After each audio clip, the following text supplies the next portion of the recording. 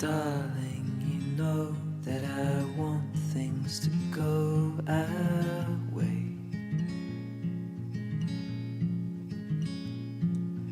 I'll try to reach you to lean every single day. I wanna be somebody that you wanna love. Don't wanna reach for another, wanna color your world.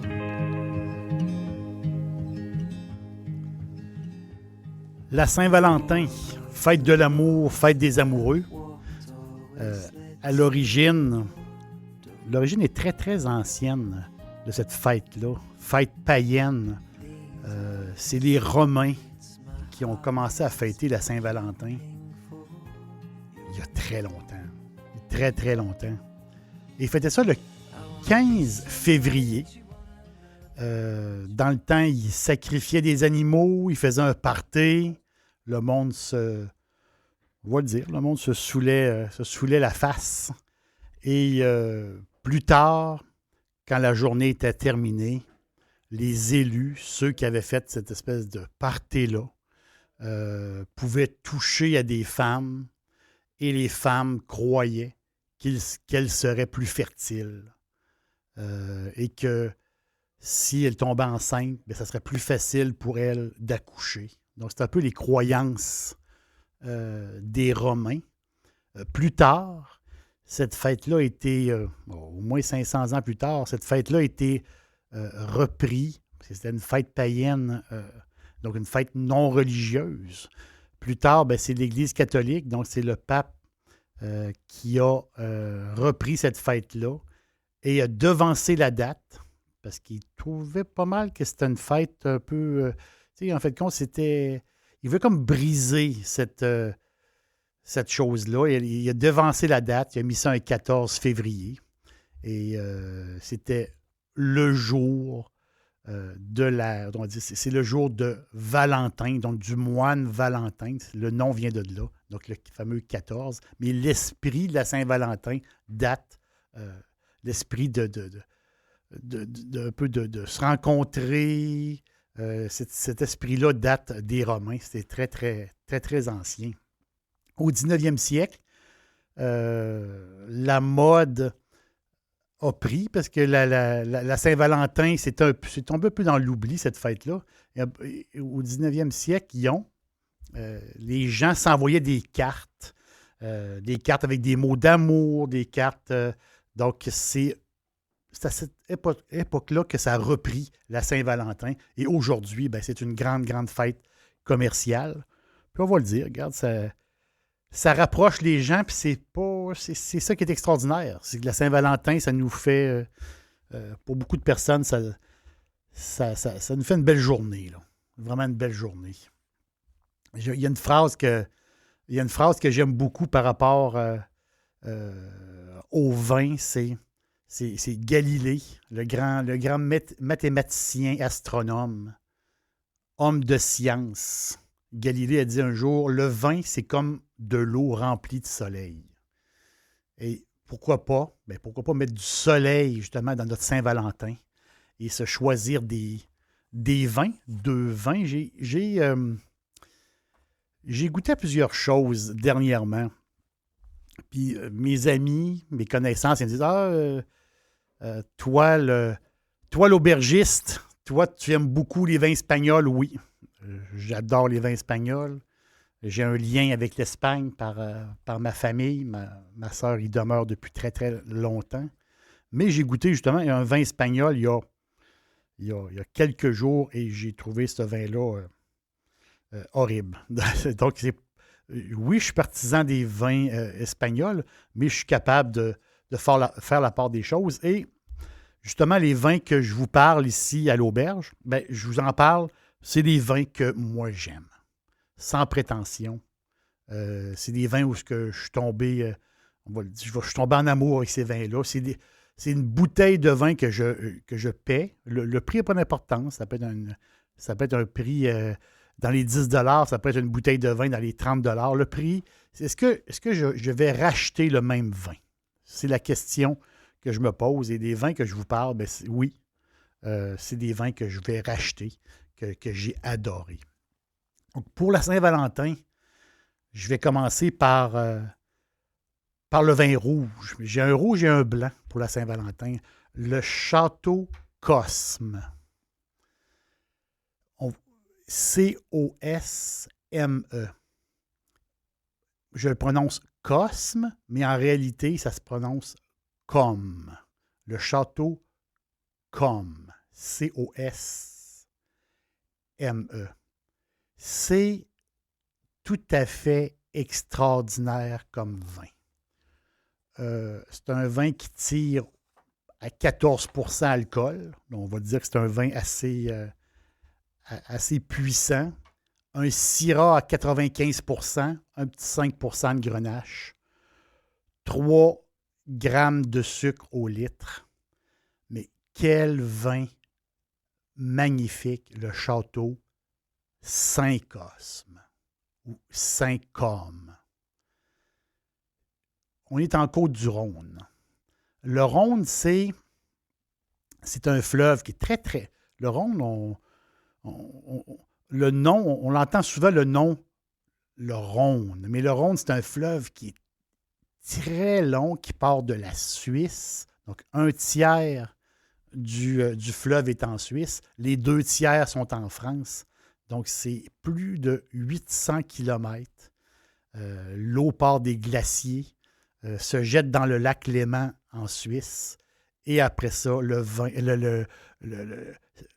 fleuve serpente jusqu'à la Méditerranée. Donc, et tout le long du Rhône, du côté français, ben, il se fait des miracles là. C'est des terres extraordinaires pour la vigne et ça depuis toujours. Donc, on est en Côte-du-Rhône méridionale, donc on est dans le sud. On est à peu près quoi? Environ 1h30 de Marseille. C'est la 15e génération de vignerons. Depuis 1490, il se fait du vin à cet endroit. C'est incroyable. 1490, l'Amérique n'était pas découverte encore. Donc, c'est de génération en génération, le Château Saint-Côme fait des vins magnifiques. Oui, il y a plusieurs gammes de vins. Il y a des vins de très, très grand luxe. Mais lui que je vous parle, justement, c'est le Château Saint-Côme, Côte-du-Rhône. La moyenne d'âge des vignes est de 60 ans. Pourquoi on appelle ça Saint-Côme? Parce que sur le domaine, il y a une toute petite chapelle qui est là et qui est là depuis toujours. Ce qui est particulier de cette place-là, c'est qu'ils travaillent encore le vin comme dans l'ancien temps. Vraiment, là. Ils fonctionnent avec des petites batches. Donc, vraiment, ils font pas ça en grande quantité. Il y a encore, ça c'est incroyable, il y a encore des cuves de fermentation taillées dans le roc, dans le rocher. Donc, c'est vraiment old school comme fabrication de vin. Des engrais naturels pour le sol, jamais d'engrais chimiques. Les travaux, les vendanges se font à la main. Donc, c'est vraiment fait d'une manière très, très, on va dire, très ancienne, très manuelle. Et ça donne, comme je vous l'ai dit, ça donne une gamme incroyable de vins. Et ce petit miracle-là, je peux dire, le Château Saint-Côme, aux alentours de 21 $, c'est, d'après moi, c'est un vin qui en vaut le double. C'est un vin reflet violacé, fruits très noirs. C'est un vin puissant. Il goûte la prune, là, vraiment. Là. C'est un Syrah, mais je vais l'appeler d'une autre manière. C'est un Shiraz, parce qu'on sait que c'est le même cépage, mais je vais utiliser le mot Shiraz dans son cas. Pourtant, Shiraz, c'est des Australiens qui appellent le cépage de cette façon-là. Mais je vais garder ça. C'est un peu comme un vin australien de France. Donc, il y a une puissance, il y a un côté très masculin à ce vin-là, très, très bon. moi, c'est un vin d'homme, là, on va le dire. Là. Puis, pas beaucoup de vapeur d'alcool. Donc, c'est souvent des vins qui tirent à 14 %. Ils ont un fond d'alcool, des fois un peu agaçant. Du tout. Pas de fond d'alcool. Une finale sèche. Moi, je l'ai dégusté plusieurs fois. Mais la fois que j'ai, puis ça peut paraître un peu rigolo de dire ça comme ça, la fois que je l'ai adoré, c'est que j'étais justement avec ma famille et on s'était fait un genre de party de smoke meat. Beaucoup de smoke meat, beaucoup. Là, pas beaucoup de pain, beaucoup de viande. Un gros party smoke meat. Je m'étais acheté des pièces de smoke meat. J'avais fait un super party et j'ai sorti ce vin-là. J'ai dit, ça me prend un vin. Puis là, je me suis dit, ah oui, viande fumée, c'est la totale. Donc, Château Saint-Côme, vous allez adorer. C'est un rouge. C'est un rouge magnifique, très, très masculin. On va aller dans le blanc pour la Saint-Valentin. Donc, l'aubergiste on pense aux gars, mais on pense aux filles aussi. J'ai un vin qui vient de très, très loin, qui vient d'Argentine. Un blanc d'Argentine. Souvent, on n'y pense pas. Hein. Quand on pense Argentine, on pense vin rouge, on pense jamais vin blanc. Le nom du vin, c'est Unanime, Unanime. Je vais le prononcer en français, unanime. C'est un chardonnay qui va vous jeter à terre. C'est un chardonnay qui tire aux alentours de 13 % alcool, 2,5 grammes de sucre au litre. C'est un vin qui, bon, aux alentours de 25 $, je le sais. C'est des sous, 25 $ pour une bouteille de vin. Sauf que, c'est la on est à la Saint-Valentin. Il faut se gâter un petit peu. Puis je voyais du côté américain, chez Total Wine, il était à 20 $. Donc, on voit que les prix, même du côté américain, c'est un vin qui était 20 $.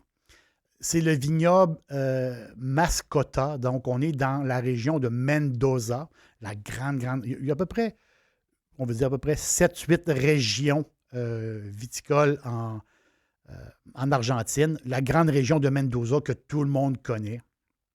Mais il y a quelque chose de particulier par rapport dans cette région-là, c'est qu'il y a une sous-région qui s'appelle la vallée de Uco.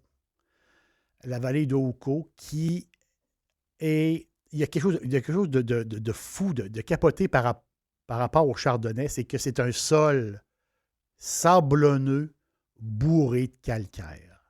Et tous ceux qui sont amoureux du chardonnay vont... Il y a un mariage là, entre le sol calcaire et le chardonnay.